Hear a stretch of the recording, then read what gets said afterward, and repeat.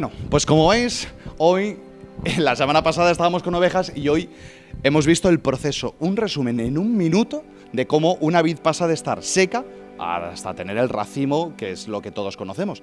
Pero esto no es fortuito. Aquí vamos a ver que esto tiene que ver mucho con cada uno de nosotros, con nuestra vida de fe, con la iglesia, con un montón de cosas.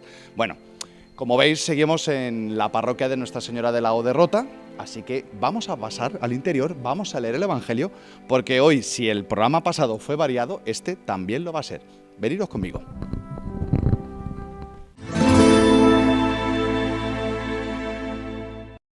Lectura del Santo Evangelio según San Juan.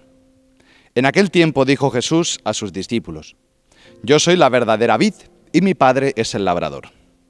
A todo sarmiento que no da fruto, en mí lo arranca, y a todo el que da fruto lo poda para que dé más fruto. Vosotros ya estáis limpios por la palabra que os he hablado. Permaneced en mí y yo en vosotros. Como el sarmiento no puede dar fruto por sí si no permanece en la vid, así tampoco vosotros si no permanecéis en mí. Yo soy la vid, vosotros los sarmientos. El que permanece en mí y yo en él, ese da fruto abundante, porque sin mí no podéis hacer nada. Al que no permanece en mí, lo tiran fuera, como el sarmiento, y se seca. Luego los recogen y los echan al fuego y arden. Si permanecéis en mí, y mis palabras permanecen en vosotros, pedid lo que deseáis y se realizará. Con esto recibe gloria mi Padre, con que deis fruto abundante, así seréis discípulos míos. Palabra del Señor. Pues bien, hemos empezado, como habéis visto, pues con un vídeo, ¿no? de la vid, de la viña, y es que la semana pasada hablábamos de que el Evangelio de San Juan tiene como hilo conductor todos estos yo soy. La semana pasada decíamos yo soy el buen pastor y hoy tenemos la vid y los sarmientos. Ahora que estamos en plena primavera, bueno, por lo menos para los que veis este programa desde España, porque desde que esto salta al internet ya se ve desde cualquier parte del mundo, pues bueno, los que estamos en primavera estamos viendo cómo las viñas pues empiezan a tirar los sarmientos. Y es que el Señor utiliza ejemplos muy buenos, ¿no? Obviamente pues son ejemplos de campo, que era lo que el Señor tenía en ese tiempo pues a su mano, ¿no? El mundo agrícola y el mundo pues eso, de los rebaños, de los pastores. Y vamos a ver que cuando el Señor dice yo soy la vid y vosotros los sarmientos, realmente hay un fruto. Y vamos a ver esas tres cosas: vid, sarmientos y fruto. No nos olvidemos, estamos quinto domingo de Pascua, estamos celebrando la resurrección de Cristo, ¿vale? Sobre todo cuando lleguemos al momento de hablar del fruto, lo vamos a hablar más específicamente. La vid y los sarmientos, ¿vale? Todos sabemos que un sarmiento, una rama de un árbol, no sale de la nada. Y que sabemos por los estudios del colegio que los árboles tienen, pues eso, una savia que es la que va llevando desde la raíz que toma los alimentos hasta la última rama para que esta rama no se seque. Sin mí no podéis hacer nada. ¿Qué necesita la rama para dar fruto? Algo tan sencillo como permanecer. Que es algo que a nivel de la fe muchas veces nos cuesta muchísimo. Estamos acostumbrados a que todo sea inmediato, ¿no? ¿Cuántos no hemos tenido follones, ¿no? Con el WhatsApp, con el doble clic azul? Es que has visto el mensaje y no me has respondido. Y es que estamos acostumbrados a que te mandan un correo, pues no me ha llegado. Todo es muy inmediato, ¿no? Los que ya superamos los 40 años hemos conocido, ¿no? Pues un tiempo, bueno, y los que tenéis más todavía, ¿no? Donde no existían los teléfonos móviles y tú dejabas un recado y hasta el día siguiente, ¿no? Estábamos a lo mejor más educados o más acostumbrados a que las cosas pues tardaran lo suyo, ¿no? Pero esto de permanecer, ¿no? La constancia, la perseverancia en las cosas es algo a lo que hoy no estamos muy acostumbrados, ¿no? Una gota no rompe una piedra, eso lo sabemos todos. Una gota cae encima de una piedra y no la rompe. Pero una gota, y otra gota, y otra gota, y otra, a lo largo del tiempo, termina partiendo la roca, no por su fuerza, sino por su perseverancia. Y es algo que necesitamos en la fe. Muchos de vosotros, o muchísima gente, no sé si os ha pasado, deja de rezar porque dice, es que no pasa nada. Es que a lo mejor ha rezado un día sí, 40 no, ¿no? Y necesitamos permanecer. La fe, ¿no? Aparte que no tiene un efecto inmediato, ¿no? Como todo en la vida, ¿vale? Todos los tratamientos necesitan una perseverancia, ¿no? Los que habéis tenido tratamiento antibiótico, etcétera, pues todo tiene una perseverancia. Y necesitamos permanecer en Cristo. Si no, nos secamos. Ahora, también hay otra cosa, que resulta que el sarmiento cuando empieza a verdear, ¿no?, y empieza a tirar los primeros racimos, hay una cosa, que es que resulta que si tiene muchas hojas, pues hay que podarlo, porque si no, toda la savia se le va la fuerza por todas partes y al final la uva no sale. Entonces, ¿qué es lo que sucede? Que a los que permanecen unidos a la vid los terminan podando.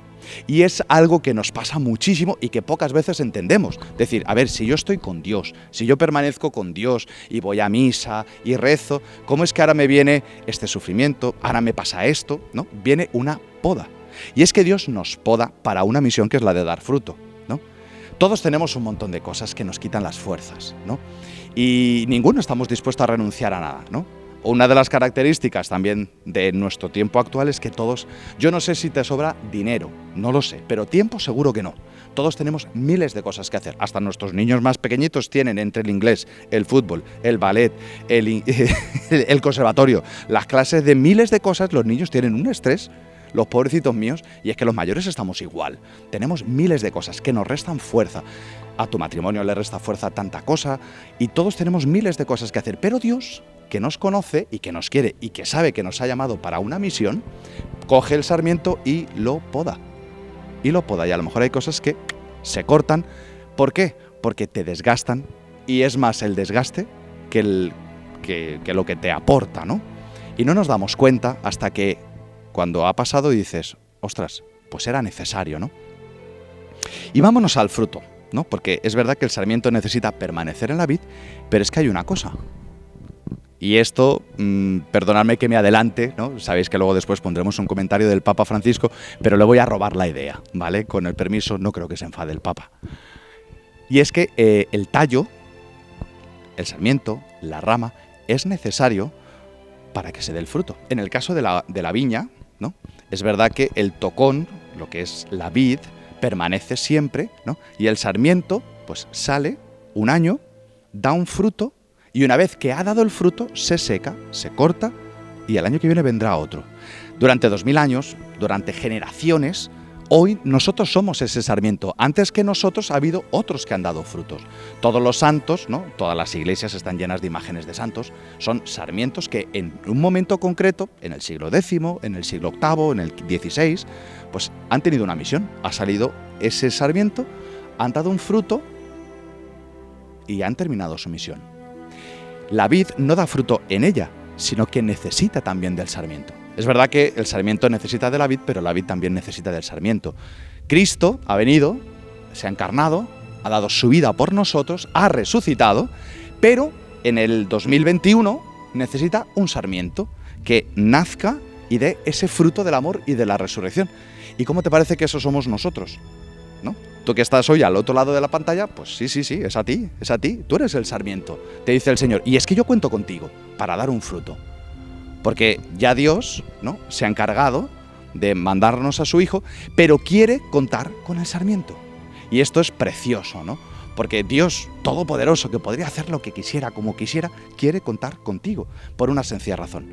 Porque las personas a las que Él te va a enviar, si Dios apareciera directamente, se morirían de miedo. ¿Tú te imaginas que Dios levantara el techo de tu casa, ¿no?, y te hablara directamente? Por eso Dios se ha encarnado, se ha hecho uno de nosotros para que no tengamos miedo.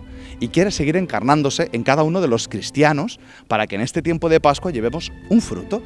¿Qué fruto es? Pues el de la resurrección, el del amor, ¿no? Ese es el fruto que estamos llamados a dar. No estamos llamados a ser buenas personas únicamente. Esto me lo habéis escuchado en muchísimos comentarios. Es verdad que hoy hay un buenismo general donde sí es verdad, lo importante es no robar, no matar, ser buenas personas, pero hay un fruto que es único de los cristianos, que es el amor, y no cualquier amor, sino el amor como en la cruz. Aquel que ama al enemigo, da la vida por él, lo perdona, y es el que estamos llamados cada uno de nosotros. Y el Señor lo quiere hacer contigo, pero tú no lo puedes hacer sin Él, pero el Señor tampoco lo puede hacer sin ti. Y entonces esta uva, ¿de dónde viene? ¿Este amor cómo se muestra? Pues juntémoslo todo, ¿no? En este tiempo de Pascua, el Señor nos invita a saber que Él cuenta con nosotros, nos ha llamado a ser sus sarmientos, nos pide que permanezcamos en Él para que su amor toque nuestra vida y teniendo nosotros el amor de Dios podamos tocar la vida de otros para que también ellos lleguen a conocerlo. Así que permaneced en mí, nos dice el Señor, que yo cuento contigo para este fruto. Que así sea. Pues como todos los programas, después del comentario del Evangelio, topamos con la Iglesia. Y vamos a recuperar también, como decíamos la semana pasada, un pedacito de las homilías del año pasado, que por estar en confinamiento se hicieron en privado y quizá pues estábamos nosotros preocupados con otra cosa y no nos dimos cuenta o no la pudimos escuchar. Y hoy que estamos hablando de la vid y de los sarmientos, pues vamos a escuchar cómo enfoca el Papa Francisco, muy interesante, este mismo tema. Así que nada, adentro vídeo, porque topamos con la Iglesia. Il Signore torna sul rimanere in Lui. El Señor regresa sobre este permanecer en Él y nos dice que la vida cristiana es permanecer con Él. Rimanere. E usa qui Permanecer, y usa aquí la imagen della vite, de la vid come i tralci rimangono nella vite. y de cómo los sarmientos permanecen unidos a la vid. E questo rimanere non è un rimanere passivo. Este permanecer no es un permanecer pasivo, no es un dormirse en el Señor. Sarebbe forse Esto sería tal vez un sonno beatifico, ma un sueño beatífico, pero no es así. Este permanecer es un permanecer activo anche è un rimanere reciproco. y también es un permanecer recíproco. Perché? Perché lui dice ¿Por rimanete qué? in me e io in Porque el voi. Señor dice, permanezcan en mí y yo en ustedes. Anche lui rimane in noi. También Él permanece Solo noi en nosotros, no solamente nosotros en Él. è un rimanere reciproco. Es un permanecer recíproco. E in altra parte dice io il Padre verremo da lui. En otro pasaje dice, Prenderemo iremos dimora al Padre y tomaremos presso demora en Él, ante Él. Questo è un mistero, ma un mistero di vita, un mistero bellissimo. Este es un misterio de vida, es un misterio hermoso. Este permanecer recíproco, incluso con el ejemplo de los sarmientos. È vero, i tralci Es senza la verdad vite que los sarmientos sin la vid no pueden hacer nada arriva la linfa. porque no llega la Hanno bisogno linfa della linfa y los sarmientos necesitan de la linfa per crescere e per dare frutto, para poder crecer y dar fruto. ma anche l'albero, la vite Pero también ha bisogno el dei árbol, tralci, la vid tiene perché necesidad i frutti de los non sarmientos attaccati porque los frutos no all'albero, permanecen unidos al árbol, alla vite. a la vid. È un bisogno reciproco, è Es una necesidad recíproca, es un permanecer a dar fruto. E questa è la vita cristiana. Y esta es la vida cristiana. La vita cristiana Es è verdad compiere i que la vida comandamenti, cristiana questo es si deve cumplir los mandamientos. La semana pasada hablábamos de una nueva sección, la de Nunca te acostarás sin saber una cosa más. Pues efectivamente, vamos a compartir hoy con todos vosotros otro pedacito de la entrevista para que los que la visteis la semana pasada, pues bueno, vamos a continuar hablando de ángeles y demonios con Ignacio Gaztelu. Y bueno, ya sabéis que los que queráis ver la entrevista completa, os van a poner el enlace, ¿vale? En nuestro canal de YouTube, la encontraréis. Así que bueno, como nunca te acostarás sin saber una cosa más, pues aunque algunos os acabéis de levantar, pues ya tienes una cosa hecha para el día de hoy. Adentro, la entrevista Ángeles y Demonios. ¿La persona puede verse envuelta en esas situaciones en contra de su voluntad o sin su permiso? Decir, Es un tema muy complejo, Ajá. porque ya de por sí la voluntad humana es un tema muy complejo. El hombre Ya de muchas por veces sí. ni siquiera se entiende a sí mismo, ¿no? Ni sabe a veces qué es lo que quiere, lo que del todo ha elegido. Pero en última instancia, es verdad que el hombre puede volverse siempre a Dios. Nadie se puede decir que está ganado definitivamente para el demonio.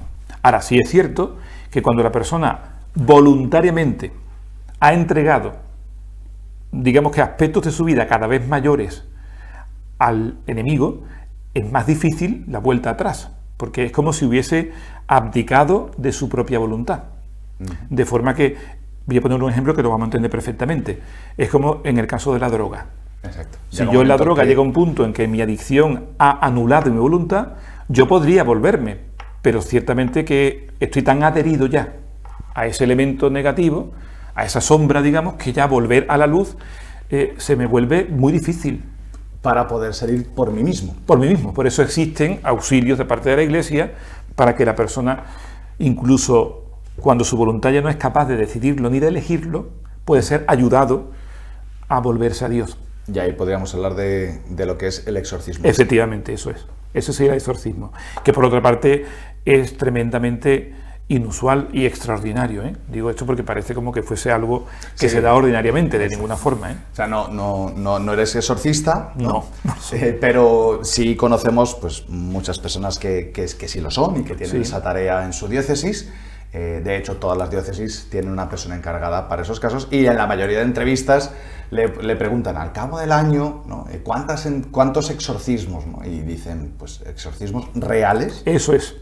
Dice, muy pocos. Es cierto que hay mucha sugestión al respecto, como decíamos, ¿no? Y la gente enseguida, uy, esto es el demonio, esto es el demonio.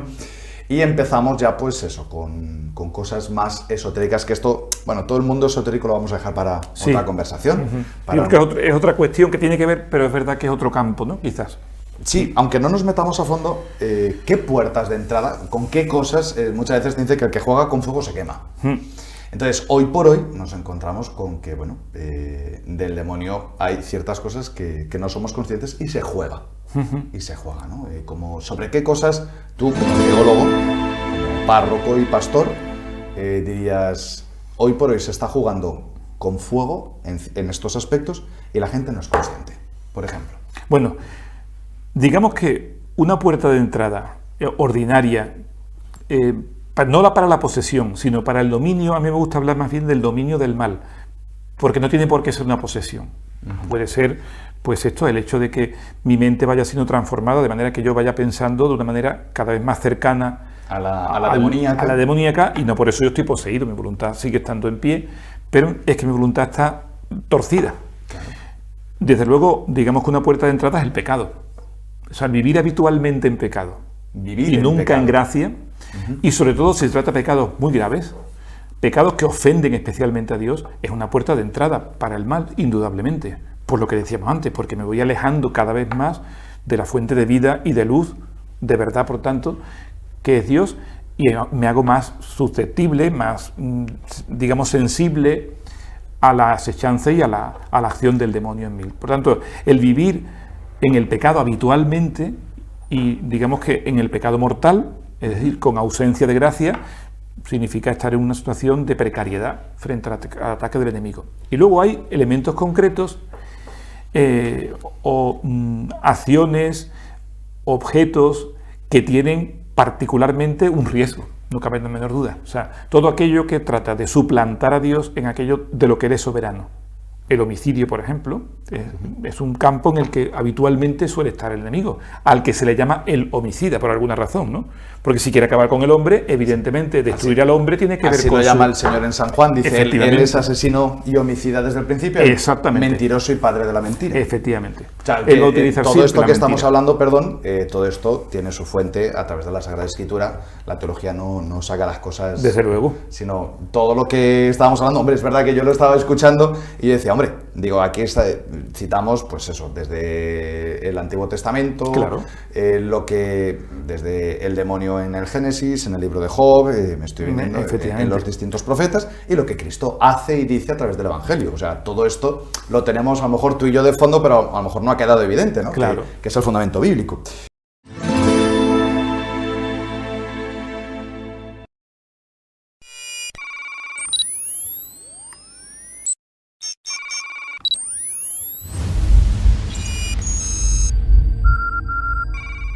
Aquí a los pies de la patrona de la Villa de Rota, Nuestra Señora del Rosario Coronada, repasando las redes, vamos a retomar vídeos Porque estamos en una época en la que muchos de vosotros estáis haciendo la declaración de la renta y tenéis pues el dilema, bueno, unos lo tenéis clarísimo, que la casilla de la X a favor de la Iglesia tenéis clarísimo que la queréis marcar.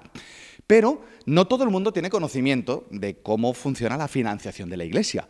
En la campaña Por Tantos, que se hace todos los años, la Iglesia Católica difunde, no solamente motiva para que se marque la X, sino que también hace pequeños vídeos, como el de hoy, que queremos compartir con vosotros, porque no todo el mundo sabe cómo se financia la Iglesia y es tan sencillo como nos lo van a contar. Así que, adentro el vídeo, repasando las redes en esta campaña de este año Por Tantos. Adentro. ¿Cuántas veces has oído decir que la muralla china se puede ver desde la luna? Pues siento decirte una cosa, no se ve. Es solo una de tantas creencias populares que son falsas. ¿Quieres escuchar otra? El Estado español paga cada año miles de millones de euros a la Iglesia Católica. Pues nada más lejos de la realidad. La Iglesia recibe del Estado la cantidad de dinero que los contribuyentes deciden libremente al marcar la casilla a favor de la Iglesia en su declaración de la renta. Es un ejercicio voluntario de cada contribuyente, que decide destinar el 0,7% de sus impuestos a ese fin. Y libre, pues puede marcar la casilla de otros fines sociales, las dos si lo prefiere, o incluso ninguna de ellas. Hay quien dice que la Iglesia recibe 11.000 millones de euros al año, otros que son 13.000 millones. La verdad es que hay personas que suman todo lo que encuentran, llegando a una cifra que no es un dato real. Porque la Iglesia presta muchos servicios a la sociedad en materia sanitaria, educativa, social, y el Estado colabora económicamente en algunos de estos proyectos, que nos benefician a todos y que son derechos demandados por la sociedad y los ciudadanos. ¿Verdad que has escuchado alguna vez que a los ratones les encanta el queso? Pues lo cierto es que prefieren alimentos con azúcar o la fruta. Esa es una creencia tan errónea como pensar que la Iglesia Católica es la única que no paga el IBI.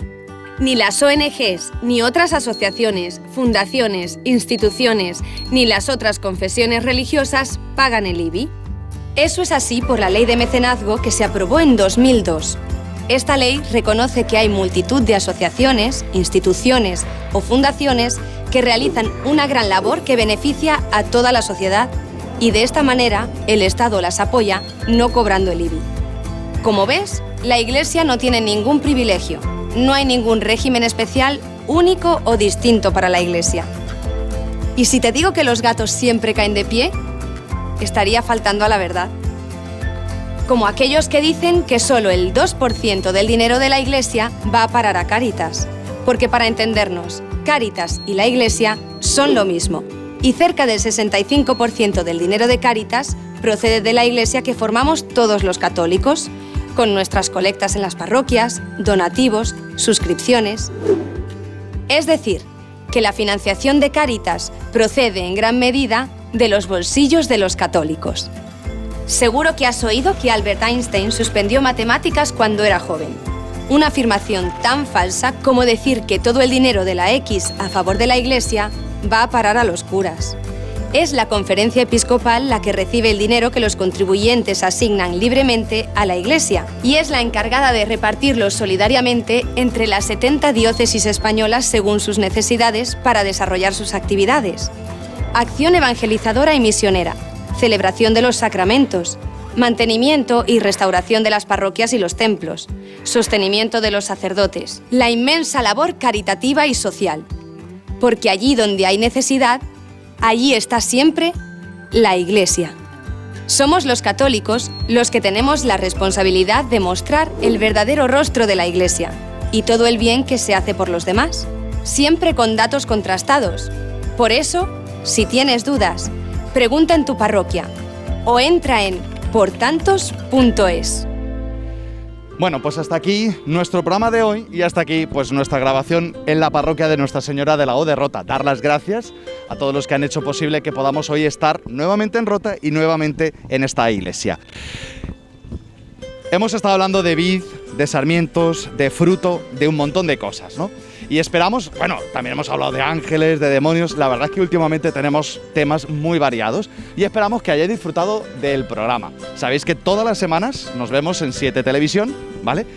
Pero también en la web de 7 Televisión, en nuestro canal de YouTube, en nuestro canal de Facebook, nos podéis encontrar todos los programas de las 3 temporadas que llevamos ya de Vaya Usted con Dios.